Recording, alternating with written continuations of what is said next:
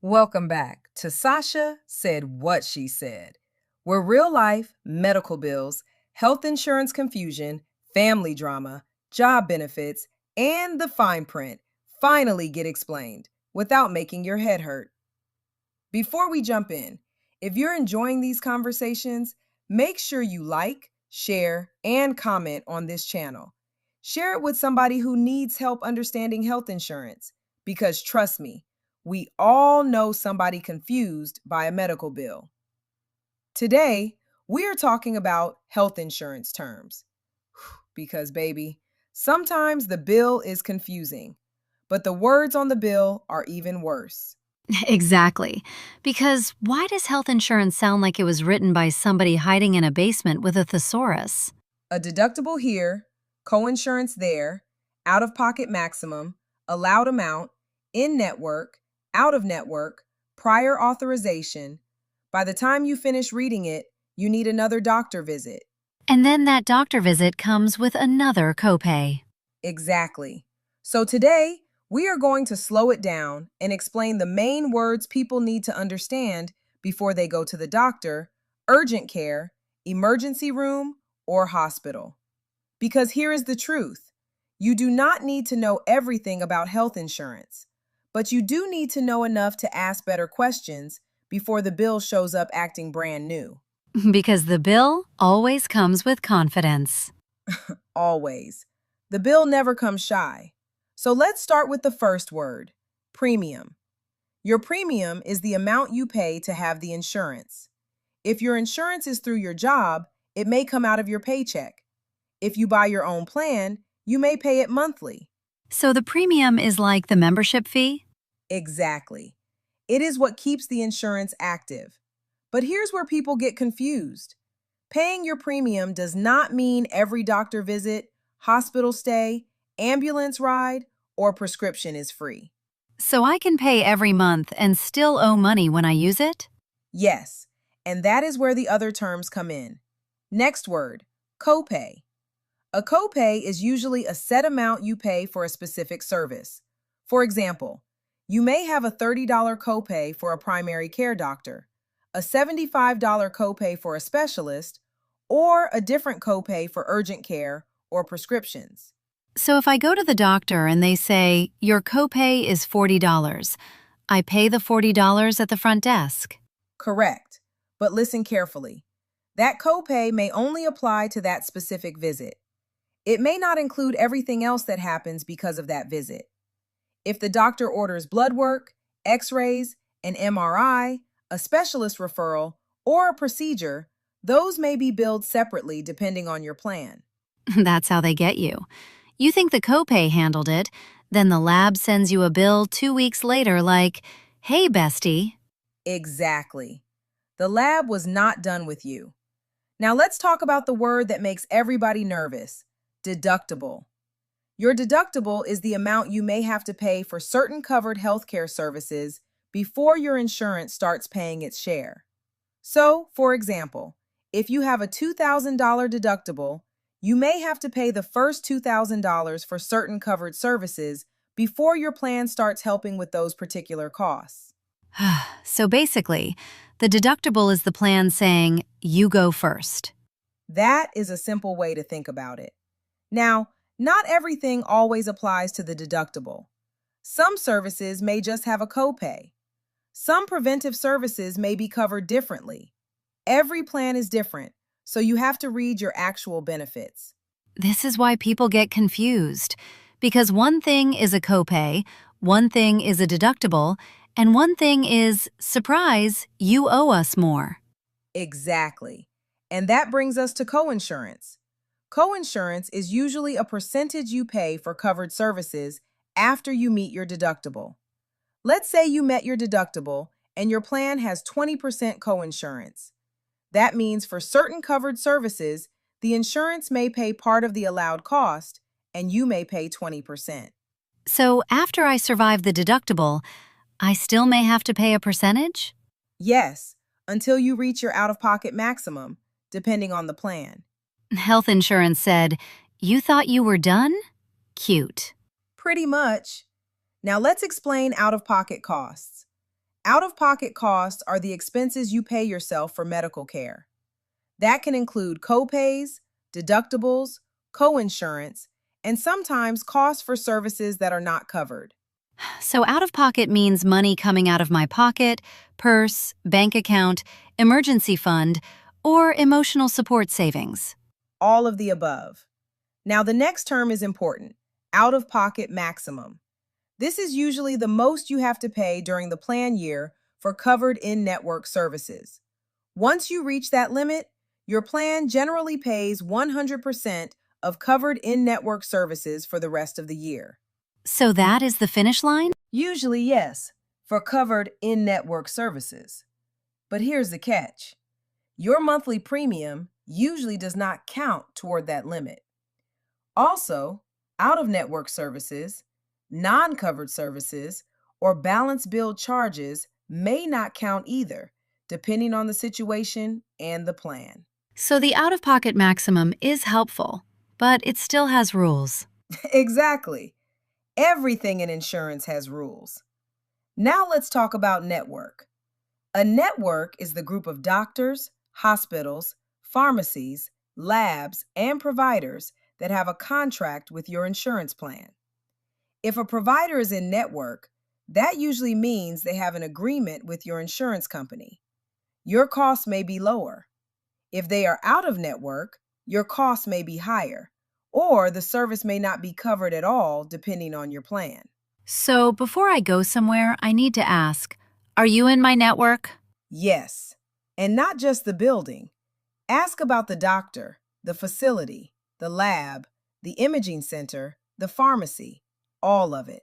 Because the hospital can be in network, but somebody inside the hospital might be out of network, acting undercover? That can happen in some situations, and it is one reason people get confused. There are protections for certain surprise medical bills, but you still want to ask questions when you can. Now let's talk about allowed amount. The allowed amount is the amount your insurance plan uses as the approved cost for a covered service. The provider may bill one amount, but the insurance company may say, "This is the allowed amount under our agreement." So the bill might say one number, but insurance has its own number? Yes, that is why the explanation of benefits is important. Which brings us to EOB, explanation of benefits. An EOB is not always a bill. It is a statement from your insurance company that explains what was billed, what the plan paid, what discounts or adjustments applied, and what you may owe. So don't panic every time an EOB shows up. Exactly. Read it, but don't assume it is a bill. The actual bill usually comes from the provider, like the doctor, hospital, lab, or ambulance company. So the EOB is like the preview, and the bill is the main character. That is one way to say it. Now let's talk about claim. A claim is the request sent to your insurance company asking them to pay for a covered service. The doctor, hospital, or provider may send the claim, or in some cases, you may have to submit one yourself. So when I go to the doctor, somebody sends the claim to insurance. Insurance looks at it, then everybody starts calculating? Exactly. The claim gets processed, then you may receive an EOB, and later you may receive a bill if you owe something. Now here's another big one: prior authorization. Prior authorization means your insurance plan may require approval before certain services, procedures, medications, or tests are covered. So the doctor can say, I need it, but the insurance may say, hold on, we need to approve it first. Yes! That is why it is important to ask if a service needs prior authorization before you get it, especially for expensive tests, surgeries, certain medications, or procedures. Because nobody wants to find out after the fact that insurance wanted permission first. Exactly. Now let's talk about formulary. A formulary is the list of prescription drugs your plan covers. Some medications may cost less, some may cost more. Some may require prior authorization. Some may not be covered. So before I get attached to a medication, I need to know if my plan is attached to it too. Exactly. Ask if your prescription is covered and what tier it falls under. Now let's put this into real life. Let's say someone goes to the doctor because they are sick. They pay a $40 copay. The doctor orders blood work. The lab bill may apply to the deductible. Then the doctor prescribes medication. The medication may have its own copay depending on the formulary. If the patient needs imaging, like an X-ray or ultrasound, that may also apply to the deductible or coinsurance. Then, if they get referred to a specialist, that may have another copay. So one sick visit can turn into a whole cast of characters. Yes, doctor visit, lab, pharmacy, imaging, specialist, follow-up. That is why you need to understand the terms. Now let's say someone goes to the emergency room. Depending on the plan, there may be an ER copay or coinsurance. There may be separate bills from the hospital, the ER physician, the lab, radiology, or ambulance. So the ER visit might be one visit, but the bills come like cousins at Thanksgiving. Exactly. Everybody pulls up. This is why I tell people, do not just ask, do I have insurance? Ask, how does my insurance work when I actually use it? That is the question. Because having the card is one thing, understanding the card is another. That's today's lesson. Here are your action steps. Number 1, find your insurance card and your summary of benefits. Number 2, write down your premium, copays, deductible, coinsurance, and out-of-pocket maximum. Number 3, check your network before appointments, labs, imaging, or hospital services when possible. Number 4, ask if a service needs prior authorization before you get it. Number 5, when you receive an EOB or bill, do not ignore it. Read it, compare it, and call the provider or insurance company if something looks wrong. And please don't just throw the bill in the drawer with the birthday cards and old receipts. Please don't. Medical bills need attention, not a hiding place. Now here are 5 questions to ask before your next doctor visit, urgent care visit, ER visit, or planned procedure. 1. Is this provider or facility in network? 2. What is my copay for this visit? 3. Will any labs, imaging, or test apply to my deductible? 4.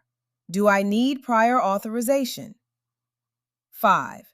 After insurance processes the claim, who may send me a bill? That last question is important because I need to know who is about to start mailing me love letters with payment due dates. Exactly. So today, remember this. Health insurance is not just a card. It is a contract with rules, costs, networks, and responsibilities. The more you understand the language, the less shocked you may feel when the bill comes. This has been Sasha Said What She Said, where we laugh, learn, and talk about the fine print before the bill starts acting brand new. Before we go, don't forget to like, share, and comment on this channel. Your support helps us reach more people who need straightforward information without all the confusing jargon. And remember, if you don't understand the terms, don't be embarrassed. Ask questions, because baby, the bill already knows the language. Now it's time for you to learn it too.